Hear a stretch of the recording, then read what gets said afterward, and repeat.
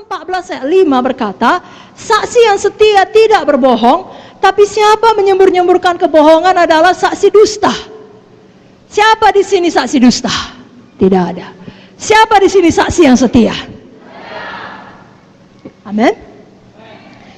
Amsal 17 ayat 7. Orang bebal tidak layak mengucapkan kata-kata yang bagus, apalagi orang mulia mengucapkan kata-kata dusta. Saudara, orang mulia. Saudara, orang mulia.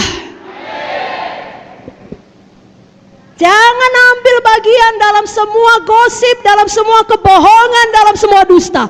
Jangan duka citakan Roh Kudus yang ada di dalam saudara.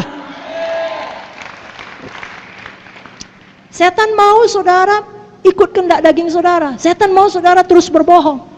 Karena bukan hanya Roh Kudus berduka cita, saudara akan menerima akibat yang sangat tidak baik.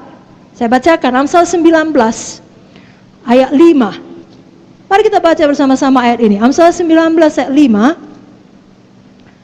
1, 2, 3. Ya.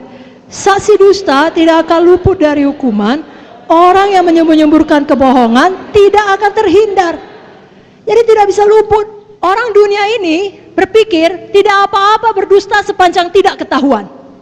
Tapi Alkitab mengajarkan walaupun tidak ketahuan oleh orang yang bersangkutan, oleh bos, oleh pemimpin, oleh keluarga, oleh siapalah yang bersangkutan, tapi Tuhan tahu dan tidak bisa luput dari hukuman.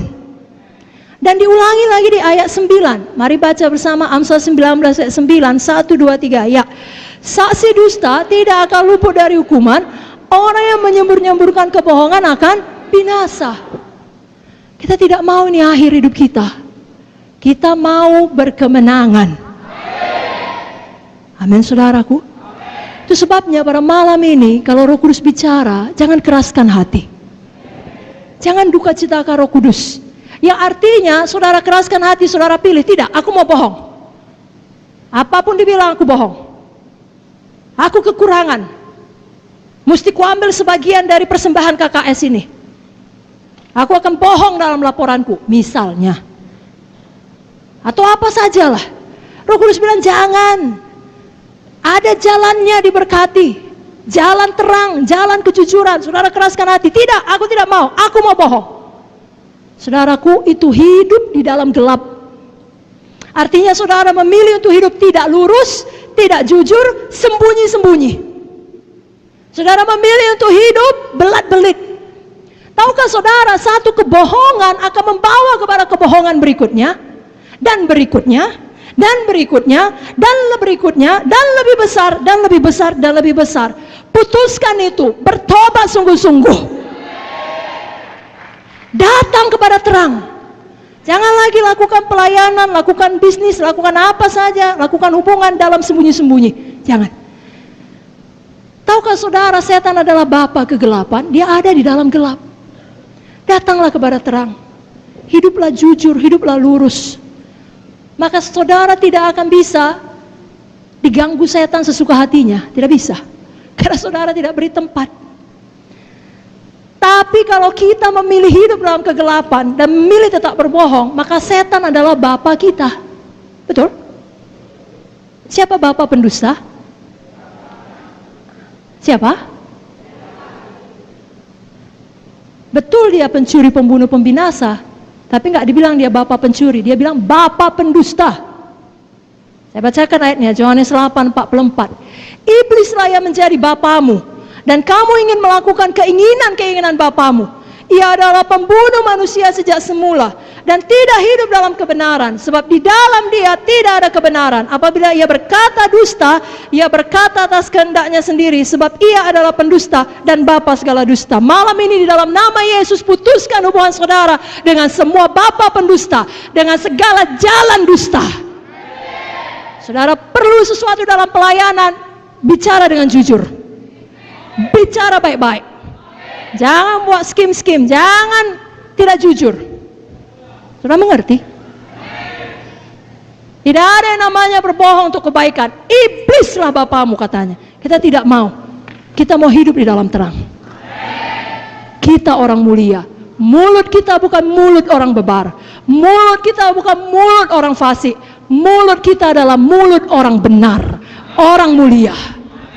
Dan Amsal berkata, mulut orang benar mengeluarkan hikmat seperti sarang madu.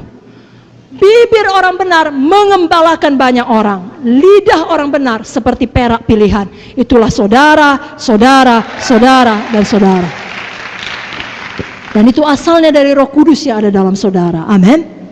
Jadi yang pertama, jangan bohong, jangan duka citakan Roh Kudus dengan berbohong. Yang kedua, jangan terus marah, jangan dendam, jangan simpan sakit hati. Dengan kata lain, jangan beri tempat bagi iblis. Dalam ayat 26 tadi, Efesus 4 dikatakan, apabila kamu menjadi marah, janganlah kamu berbuat dosa. Janganlah matahari terbenam sebelum padam amarahmu. Janganlah beri kesempatan kepada iblis. Jadi jangan biasakan terus marah dan berdosa.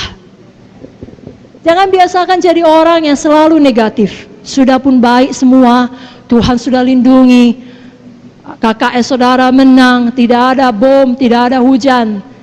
Ya, tapi kemudian tidak ada jiwa baru. Itu memang tidak baik ya. Itu memang hal yang kurang baik. Lalu saudara marah-marah. Atau katakanlah ada jiwa baru, semua hadir kecuali satu orang. Lalu saudara marah. Semua yang hadir saudara marahi, bukan dia yang salah. Saudara mengerti? Jangan jadi orang demikian. Jangan jadi pemimpin yang demikian. Justru semua buruk pun saudara bisa melihat kebaikan Tuhan. Karena saudara tahu saya masih hidup.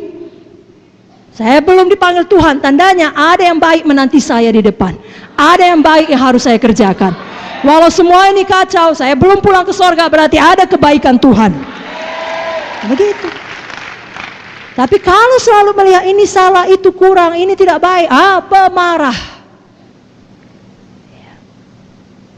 Kan kita tidak mau jadi orang munafik, saudaraku. Itu menduka citakan Roh Kudus. Lalu hati ini keras, Roh Kudus mau bicara gak bisa, buta, gak bisa dengar. Kenapa? Karena dikeraskan. Roh Kudus sudah bilang sabar, marah. Jangan begitu. Banyak bersyukur lihat kebaikan Tuhan. Nah, saya tidak menghakimi karena semua kita datang dari banyak latar belakang. Jangankan pemarah, pembunuh pun ada, pemerkosa pun ada, betul saudara. Dan puji Tuhan untuk darah Yesus yang sanggup mengampuni semua dosa-dosa kita.